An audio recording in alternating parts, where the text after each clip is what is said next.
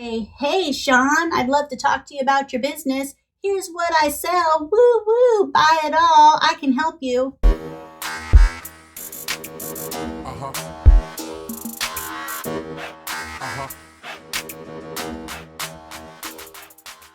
Hey, what's up? It's Torie Mathis. I'm your host, and I'm here with the one and only Sean Mathis, founder of Miles Through Time Automotive Museum. What's going on?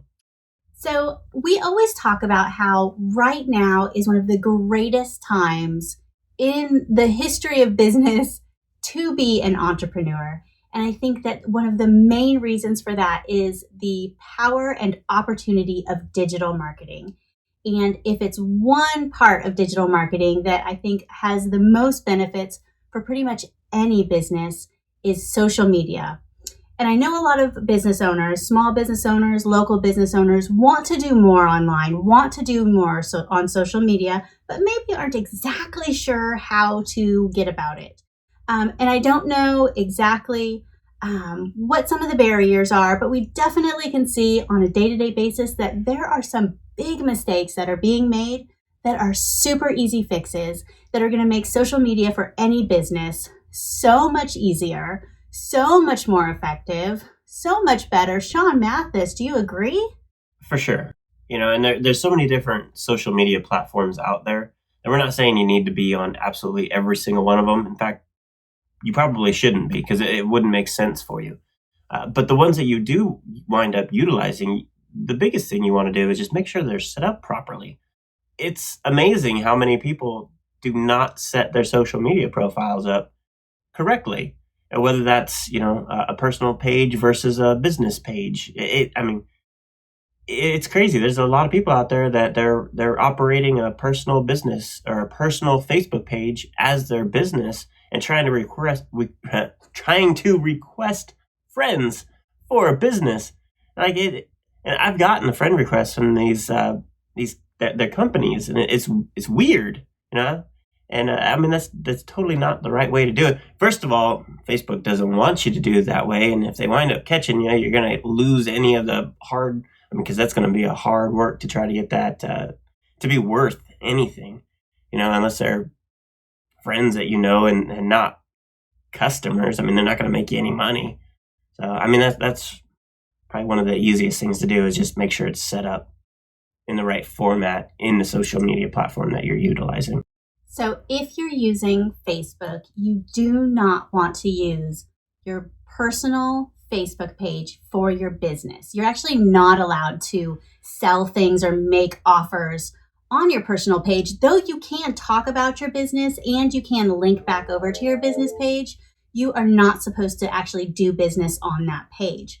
Now, one reason that you definitely don't want to use a personal page as a business is that a business should never have everybody's personal information. And when you actually friend request somebody on Facebook, that means that you're saying you can see all my photos, you can see all my posts, you can see everything about my family, and that's really no business's information. So the connection that Facebook makes between a person to person, like people becoming friends, or somebody following a business is very different. So when you follow a business, the business isn't following you back. It's a one way. Right? When you become friends with somebody, it's actually a two-way and you're sharing information back there. So that's one reason why you definitely don't want to use your business page. Another reason why you don't want to use a personal page and you want to use a business page is that Facebook wants businesses to be on Facebook. So they give them all kinds of opportunities and tools and resources that you just don't get from a personal page. Some of those things are the ability to actually do ads on a page. Like you cannot run ads from a personal page. So if you want to be able to get in front of more people, which Facebook is fantastic for because they have excellent targeting, that it's not like some of the other places where, you have to be a little bit more shotgunny. It's not like when we did TV commercials or things like that, you can show your ads to specific people. So you can do that on a business page. You also get fantastic analytics, meaning you can see exactly who your fans are, what time of the day they're interacting. You can see what posts they like, which ones they didn't like, which videos they engaged with, or how long they watched them. So you get a lot of data so that you are able to make better decisions. If you're just friend requesting people, you get none of that information at all. So you're really missing out. And you could be in trouble if you're using a personal Facebook page instead of a business Facebook page. Now, one thing you should do, though, is once you make the business-related posts on your business page, feel free to reshare those on your personal page. Because then you are then putting it out in front of your other friends and all that kind of stuff, but everything goes back tracking wise to the business, and it makes sense you're resharing something from the business. And that's a really great way to bring your personal friends into kind of your business world. And maybe they will follow your business page, but maybe they won't. But if you share a post that you've made on your business page, that allows them, and that could be a huge audience of people, especially that are around you, that are maybe like you, that maybe want to already purchase from you. That gives them the ability to buy from you from your business page, even if they don't follow your business page. So it's a very smart way for you to really compound the amount of people that are seeing things. And you never have to worry. All business posts are all totally shareable. They are public posts. And so if somebody came onto your business page from, let's say they searched your business on Google and then they clicked onto your business page, because your business page is actually indexed. The information isn't indexed, but the name and the location is indexed. So it's possible that they would search your business name, find your Facebook page, and then they could click on it and see everything about your business. They can see all your posts without ever having to follow you, because everything that you put on there is public. Now, on your personal page, it's very different. And a lot of people have rolled back their privacy settings in the last few years, that everything that you put on there isn't public, which means if you're sharing something about your business on your personal page, if you have it to a certain privacy setting, like let's say only friends, then only your friends can see it. That means that if one of your friends wants to share it with their friends, they can't because of those privacy settings. However, if it's from your business page, it is a free-for-all that everybody can see it, everybody can react to it, and it's going to be able to be seen by more people. Yeah, that's that snowball effect. I mean, you don't want to cut the head off and do it where only so many people are going to be able to see it. You want that thing to keep rolling. More eyes, and compound all that. And the only way to do that, or the right way to do that, is through your business page. So LinkedIn is a little bit different. You can have a business page on LinkedIn, but I don't think a lot of people really follow businesses as much as they follow people. On LinkedIn, you are actually representing yourself and your own personal or professional brand. Because it was originally for people who wanted to find jobs, it's more of a professional networking. So you definitely, though you can have a business page on there, and that's great to do that because it's another place that people can get found. All your activities should be on a personal level, on your personal page on there, because like I said, that's kind of representing you as a business. Yeah, on the business side on LinkedIn, like I'll create Miles Through Time, right? We've got Lake Shark Media, all these different businesses. And they're there, but they're literally there as placeholders, so that when it goes back to our personal profile and I say, I'm the founder of Miles Through Time, it links it back to Miles Through Time, which then links it to, it gives you a little bit more information and takes you back to the website and do all that kind of stuff. But nobody follows that. I mean, it's all on the personal level, but it's fill out the company and then kind of leave it. Like, you might get some followers, but it's going to be on you to do it on your personal on LinkedIn. And so since we're talking about LinkedIn, there is one humongous mistake that so many people are making a lot on LinkedIn, which makes me not even want to go on LinkedIn because you people are crazy. And even now on Facebook, people are starting to do it. And if you are doing this, like, you have to stop. People somewhere told people that it was a fantastic idea to direct message people and say, hey, Sean, I'd love to talk to you about your business. Here's what I sell. Woo, woo, buy it all. I can help you. Like, don't do that. Don't do that. On LinkedIn, I expect it and I can easily ignore it. When it happens on Facebook, man, I just feel dirty, because what happened is it's somebody that's utilizing their personal page, right, as their business, friend requesting me, and immediately hitting me up on Facebook Messenger which it's just weird. Like, I don't know who you are. Dirty, and it feels dirty, and it doesn't feel authentic. It doesn't feel genuine. And I really just want to unfriend these people, because I know that they're trying to grow their business, and I'm a business owner too, and I get that. But there are ways to do it and ways not to do it.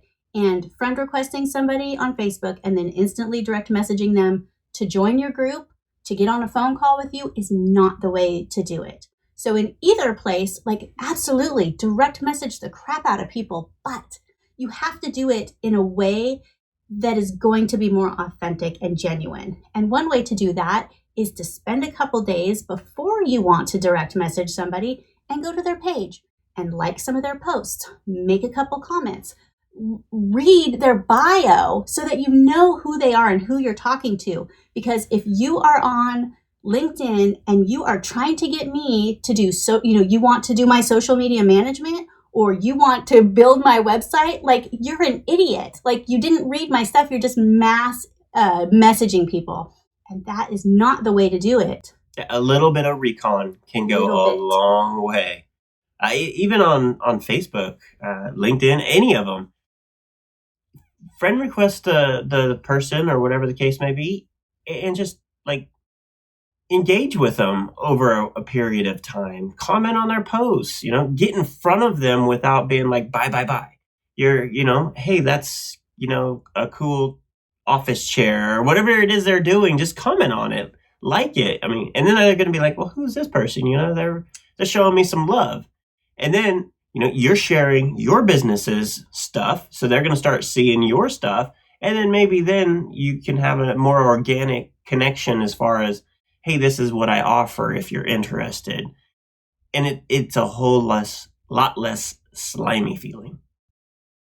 Yeah, I had somebody recently, and I didn't know if I wanted to say something about it or not, but somebody friend requested me and immediately sent me a message saying that they were a part of this coaching group and how great they were, and that they were using this super fancy software that could help my business.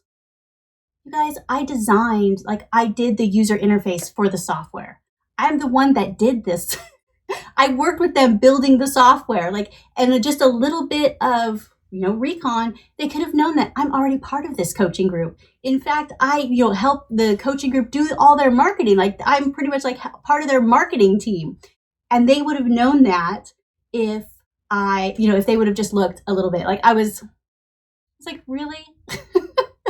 And I did. I messaged him back and I said, it would be really, this would be much more effective if you paid attention to the person that you're trying to send these messages to, because I am definitely not your market. And I let him know why. And he had hired somebody that was just going around, just trying to find no recon, no anything. And I think you're going to give yourself a bad name, and you're going to make people not want to do business with you if you treat people like that. And that alone, that tells you right there that all these things, half of them, the person that's requesting your friendship or connection isn't even the one doing it. It's some other person that's, getting a paycheck to do it. It's just, there's better ways. There are better ways. So that's definitely a huge social media marketing mistake. Let's see. So we talked about being very salesy, and direct messaging in that way is super salesy. And I see a lot of companies that's all they don't post a lot, but when they do, it's just like, here's my services, buy. Here's my services, buy. And I think being too salesy is too much. But at the same time, you have to tell people what you're selling. You have to give them an opportunity to buy what you have. Otherwise, you are I don't want to say you're wasting your time, but your time could be so much better if you did make an offer here and there. Yeah, if all you post is Happy Mother's Day memes, whatever the holiday is, and nothing else, first of all, nobody's going to care to follow your stuff because it's boring, and it's not serving you any good. There's no purpose to it whatsoever. If you had stuff like that you're sharing in conjunction with, salesy stuff and some other stuff, informational tips, tricks, funny stuff. I mean, it could be anything that would make what your page is interesting. That's the goal. I think you need to follow the know, like, and trust when you're posting on Facebook. You do want to post some things on, or social media in general. It's not just Facebook. You do want to post some things on there so people know what you do, know who you are, know what you do, know what your services are, know what your products are. Like they need to know you. Then they need to like you. So yeah, doing some funny posts, being a little bit entertaining, showing your personality a little bit, showing the guys that work with you, or showing some of the projects and things that you're working on so that they kind of like you, because that personality and some of that funny stuff, and that way they like you. And so doing some of those, it's going to get in front of people more so that they do know you and they recognize you. And then you want to get people to trust you. So you have to let people know that you're an authority, that you're an expert in what you do. So you have to post some of that stuff too. So teaching them something, giving them some tips, showing them the jobs that you're working on, showing that like you are somebody that they would want to spend money on. You can't just post the memes. You can't just post just the sales. So you got to think know, like, trust when you're posting, and do a nice mix of those things. Yeah, because some of those people that, if they're following you, they probably want to be customers of yours. They're just not ready for whatever reason. So, I mean, what you're doing is you're keeping them on the hook that whole time. Here's a little bit more and a little bit more. And eventually, hopefully they become that customer or client of yours. But if, they don't see you at all, or all it is the sales, and they're like, I know, I can't do it right now. Like, motivate me in another way. If it's a watch, for example, don't share, the cost of this expensive watch on a daily basis. I know I can't get it, but share, somebody else wearing it, or, what makes it so special or expensive. And I'm going to be like, oh man, I really got to get one of those. And eventually, it'll get to that point where I'll either stop following you or I'm going to buy the watch. And so the more you post about the watch, and so they're keeping consistent, and at least it keeps you top of mind. And I think that's another thing that's very important about posting. And we talked a little bit about, making sure that your page is set up, but setting up your page isn't the end all of social media. Like, you can't just set it up and then leave it and never post at all. And you'll go to pages every once in a while, and there'll be like 15 posts, 15 days in a row, just like really quick, and then no posts for like 2 years. Which I think looks worse. Right. To me, that looks like a business that was in business. And is not. Yeah.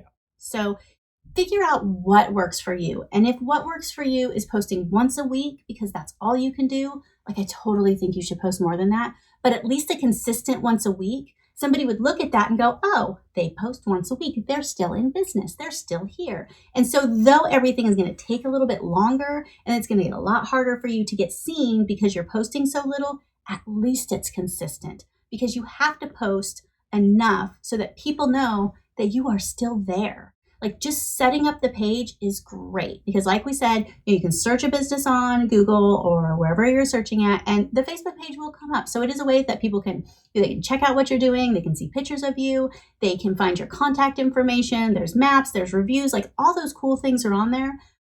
But then you have to also post in some type of consistent way. And I don't really care what it is. But, I would never say do less than once a week. And I think you should post more than that. But like, make that a minimum. And you know what? There is really awesome, inexpensive scheduling programs that you can use, that you can like come up with 30 posts. And if you're scheduling once a week, you can do like 30 weeks at a time and then not have to do it again. And at least your bases are covered for at least getting something out. And if you want to know some of those, I have a page on TorieMathis.com, and I'll put it in the description, that you can get, that there's resources, and there's some that we suggest that we use for our clients, or that we suggest to our clients. And so you could try one of those out. Almost all of them have like a 30-day or whatnot trial period. So you can try it out and see what happens. That way you don't feel like you have to do it every single day, or you do it every single week. You can just do a little bit of planning, like on one day, and then schedule those out for a long time. That way you don't have to worry about that consistent post. See, those are great for filler content, right? So you don't even have to think about it. It's always going out there. But any business should be able to pull out their phone and take a picture of something every so often. Like, you don't have to do it every day by any means. Shoot, you don't even have to do it every week if it's like a business that really doesn't, like, you got a challenge to figure out what to take a picture. But those like just raw, in the moment type photos, like those are pretty neat because that is your business, whatever it is. They don't need to be overproduced or anything like that. You don't have to do anything to them. Just be like, here's what we're working on today, or here's my office. I mean, anything. Like it's something easy that you should be able to do, at least that, and on top of, everything else that's recurring that you don't have to think of. And so this isn't something that necessarily you have to do either. If you have employees, task your employees that every single job site they go to, they have to take 2 pictures and get them to you, or let them post to the page. However, you work that part out. I was talking to the owner of Riley and Bella's karate lessons. And then I was saying, looks like you do some cool stuff on social, but it doesn't look like it's really consistent. And he's like, yeah, we try to get our teachers to do it, but our trainers, the coaches there, but they just haven't been able to do it. So they have all of these different coaches that are working for them that day in and day out are seeing the cool things that the kids are doing. And that's what parents want to see, kids having a great time and learning responsibility and growing and all this stuff. So if every single coach, every single trainer was tasked with taking, 2 pictures or 1 picture in a video or whatever, because once they make it a habit, they'll do it. You just have to get it going and then keep them on it to keep it consistent. And maybe you have a contest that, like, whoever does it, for the month of, May, the best or, the most consistent gets whatever, a $25 gift card, $100 gift card to Amazon, whatever. Like, have it be something fun. That way more people can get involved, because I think that people that are working with you probably do want to share that. Like, it's good for them too. Well, plus anything that can be connected to somebody else, it's like, oh, I'm in that picture, or that's my son or brother, or whatever the case may be, and they'll reshare it. Oh yeah, like when the dojo has pictures of, I haven't seen any pictures of Riley, but there was a video that Riley took, and he's like, listen, that's my voice. I took that video. So he was all excited about it. I didn't share that one, but Bella's been in some of them. And yeah, I shared it to my Instagram stories, and, I shared it to my page. So that, now that many people that I'm friends with now have seen that and see that that's where, my kids go, and they see that that's where maybe they should take their kids. And so it definitely helps to get that snowball going so that more people can get in front of you, because that is one of the coolest things about social media marketing. That's one of the coolest things about all of this digital stuff, is that you can reach more people than you ever could before with traditional marketing. And just because I don't know, it's one of those things that, like, just because it's easy doesn't mean it's easy to do. Or just because it's simple doesn't mean it's easy. There's things like, I totally understand that it can feel very complicated, but you can make it easy by just getting kind of into a groove and making sure that you're avoiding some of these mistakes. Because some of these are just like simple fixes that you can make that'll make a big difference. Unless you don't have a smartphone, then you're screwed. It's going to be super difficult to do any of this. You think so? Yeah. You got to get a whole nother camera, and then you got to go back to a computer and upload it all. But for most part, I mean, everyone's got a smartphone, I think. Like, if you're watching or listening to this, I'm sure you've got a smartphone, which means there's no excuse. It's super easy. Even I took the car to one of those touchless car washes, and there's an attendant there. They don't really do anything, but there's an attendant there in case there's a problem, right? But they started some little social media campaign of car of the week. They just randomly pick some car, take some pictures, and say it's the car of the week and post on social media. It means nothing. I got nothing. I didn't get a free car wash or anything like that. But they took photos of the car, shared it, and I'm like, hey, there's our car. Guess what I did? Shared it. It's really like, in that, like, if you try to think of like, well, how does a car wash take social media market? It's really easy if you just start to not overcomplicate things and kind of dumb it down a little bit and be like, click and post, and you never know. Yeah. Yep. It doesn't have to be a special occasion. You can just make up something special. We always talk about, like, market like you're a mattress store. If you look at like a mattress store and you think, like, what is a mattress store going to do that's, exciting or whatever? Like, a mattress store always has a sale. There's always something going on. There's some reason you got to come in this weekend because blah, blah, blah, whatever it is. Like, I think they're making up holidays because they always have something going on. And so whatever your business is, you can always have something going on. And car of the week is something always going on. It makes it a special reason. And then when you get that consistency, people are going to be like, I wonder what the car of the week is. And then they'll go check. And so doing that special thing and doing that thing that's consistent is going to make people want to come back in.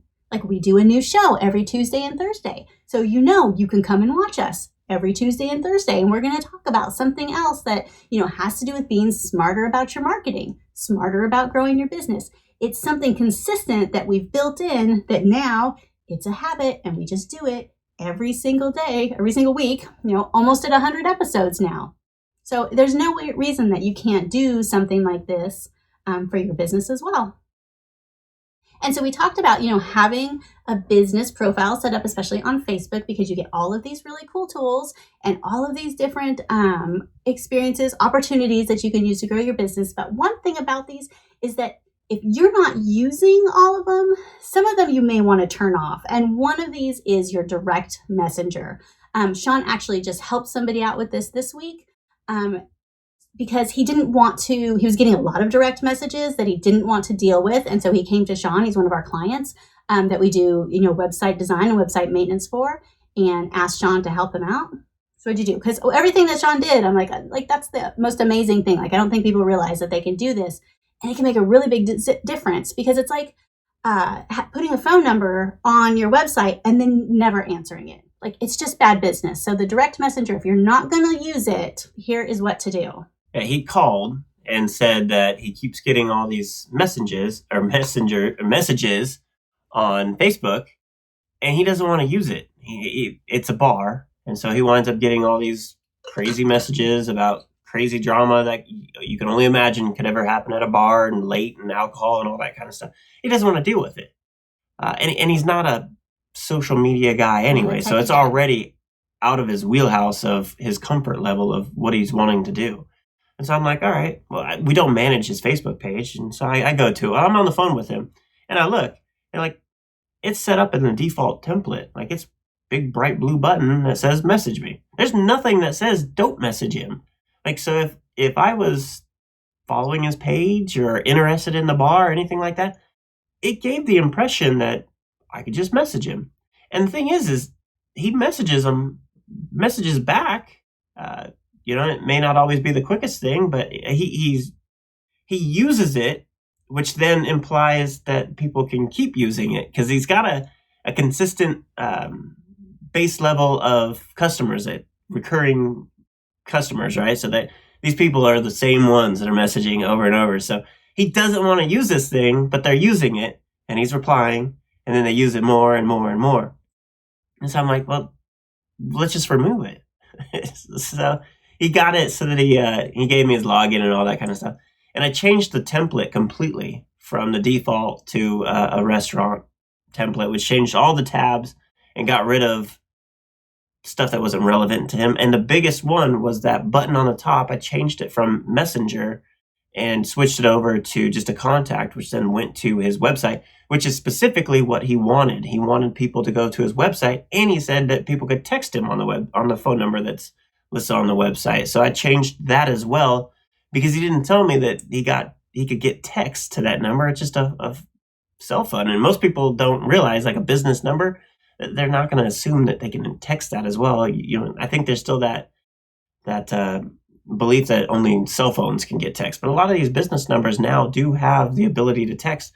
But if you don't tell people that, then you don't know. And in his industry, if he's hands-on in this bar, so if he can just answer a text when he's got a moment, that's a lot easier for him than answering even a phone call or having to deal with the Messenger app or any of that kind of stuff. So I took it a step farther, though, removed the button, but then Messenger is still there. It's just not front and center. And so I added a couple of automated questions that said, like, what are your hours and something else. I don't remember what it was. Generic ones. And I answered it for it so that if they clicked it, it would just answer that for it. And then I added an autoresponder as well that basically said, thanks for contacting us. This is not the best way to get a hold of us. Go ahead and give us a call or text, and sent them over to the website and the phone number for that. That should pretty much solve his problem. If anybody then continues to straight up message him through Facebook and refuses to contact him any other way, I mean, it's probably not that important anyways, and they can let it go. Yeah, it drives me crazy when I go and I do use the direct messenger and message a business and they don't respond, and it's like if you're not going to ever respond, like don't have it up there as an option.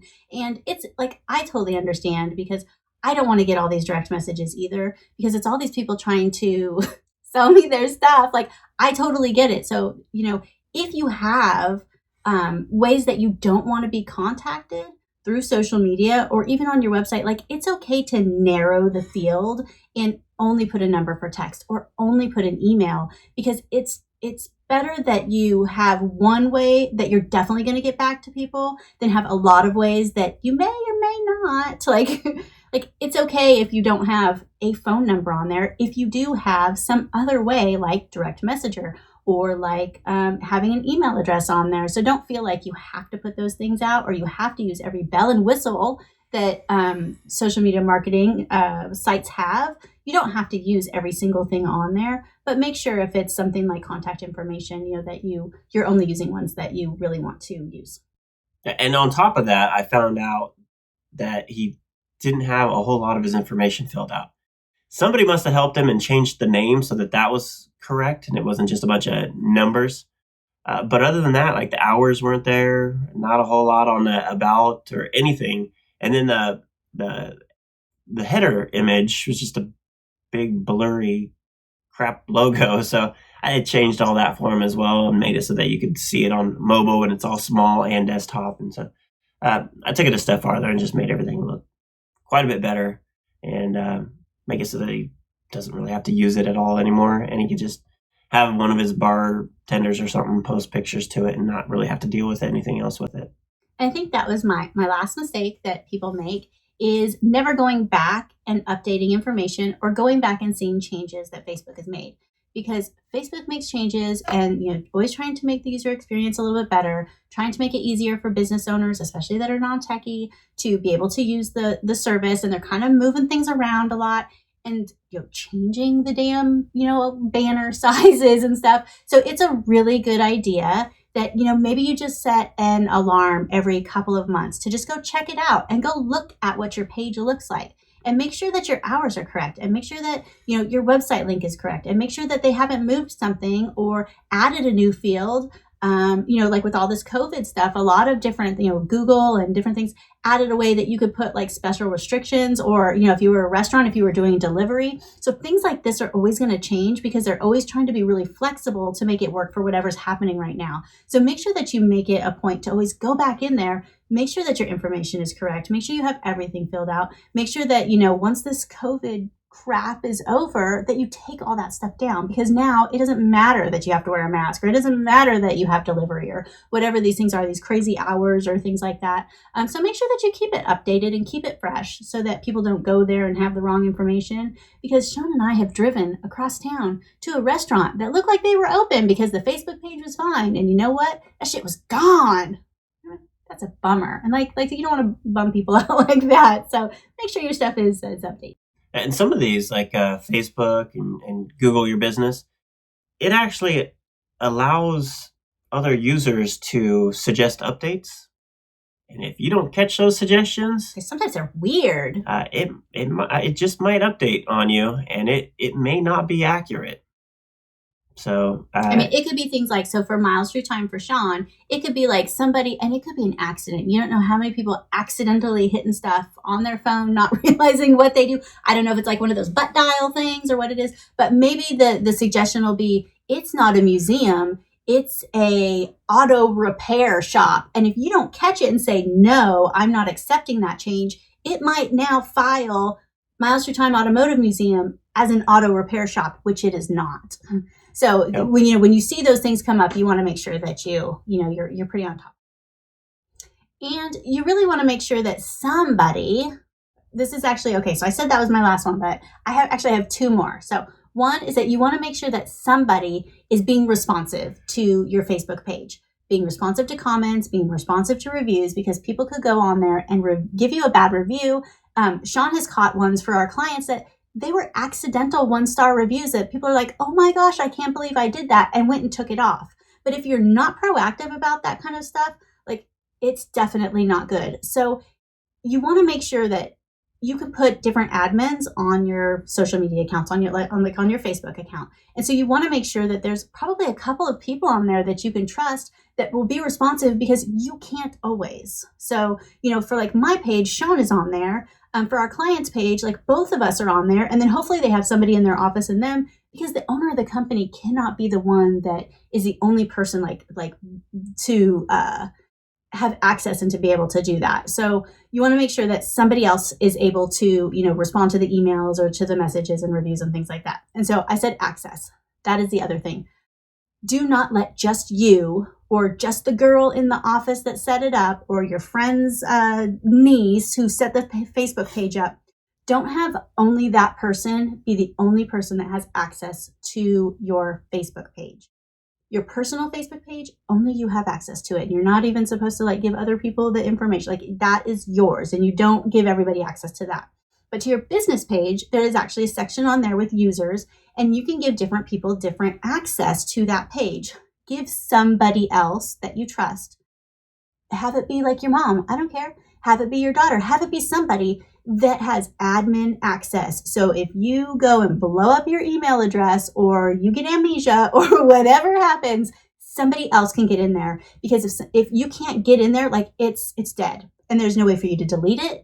There's no way for you to break back into it. And it's so unfortunate when that does happen. So make sure that somebody else has admin access. And then you can give other people editor access. Like we talked about, like your employees being able to upload photos. You can give them an editor access where they can add photos, but they can't delete the account.